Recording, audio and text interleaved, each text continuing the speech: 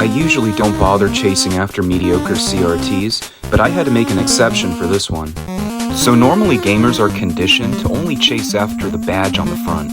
We look for those Sony's D-Series and X-Flat badges to tell us, hey, this TV is going to be great. But sometimes you have to give a strange off-brand CRT a chance. And that's what we have here as my new pickup to add to my arsenal. This TV is called a Celera. And you're probably confused already and thinking, what the hell is a Celera?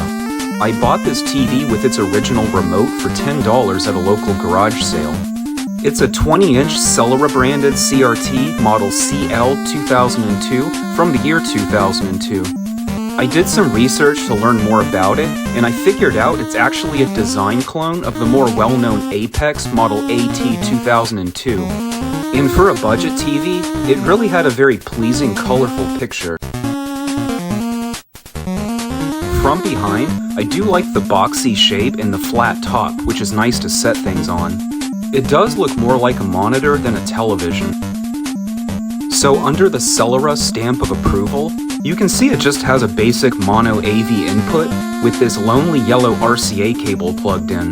But I was stunned this TV actually supports AV output, so you can plug it into a capture device or maybe another CRT. Let's play a few games to show how good the picture looks.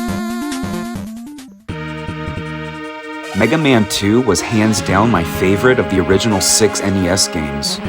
Surprisingly, I actually never owned it as a kid. I did own the first one, but I used to have to rent the second one from the video store for the weekends. I still remember the first time I played this game. I picked Flashman stage first and was blown away by how good it looked and the iconic theme song. I don't think I actually beat it until I got older and revisited the game in my 20s, but it was a game I was always fond of and loved playing. The game does look very sharp and clear on the Celera, but I have to admit that the scan lines are very small. That's what you get on smaller 20-inch and under CRTs, so it didn't really come as a surprise to me.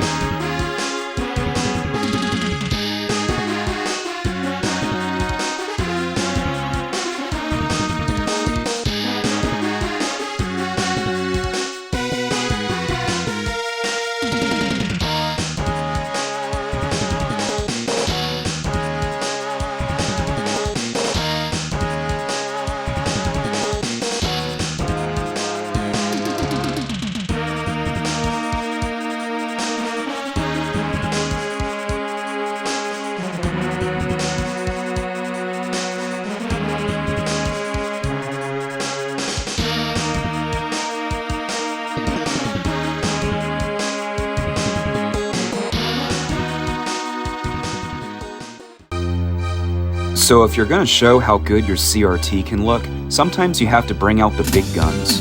That iconic intro to Super Castlevania 4 is pure visual pleasure. I do find that it looked great on the Celera. Despite the very thin scan lines, the colors are very vibrant, and the picture just has this very pleasing look to it. You get up close to the picture, the sharpness is really gonna shine here, especially when the set has good convergence. Even on a basic composite signal, I really loved how the game looked during my test play. I was always a big fan of the original Castlevania for the NES, but once I started playing the Super Nintendo version about a year ago, I got hooked on it because of the smooth mechanics and the great graphics. This is actually a reproduction cart I picked up a while back, and it gave me a chance to start playing some of the other entries in the series. And the Celera definitely didn't disappoint with its picture quality.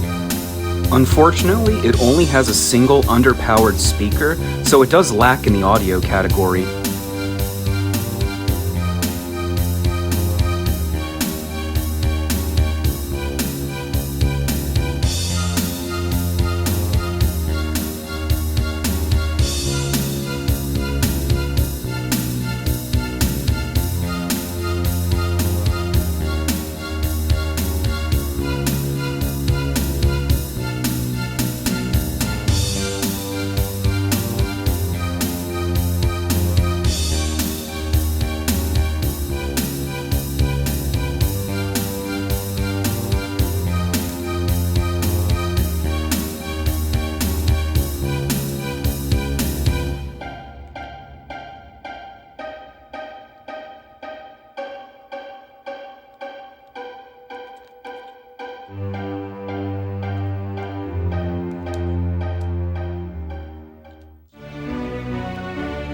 So these off-brand sets that lack any name recognition, they often go unnoticed.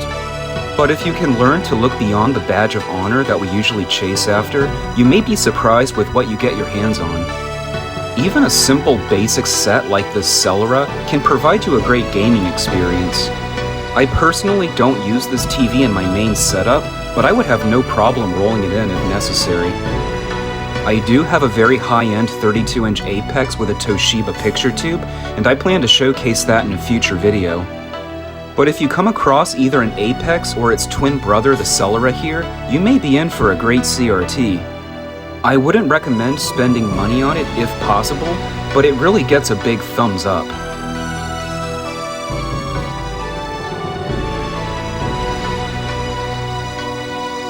Thanks for watching, until next time.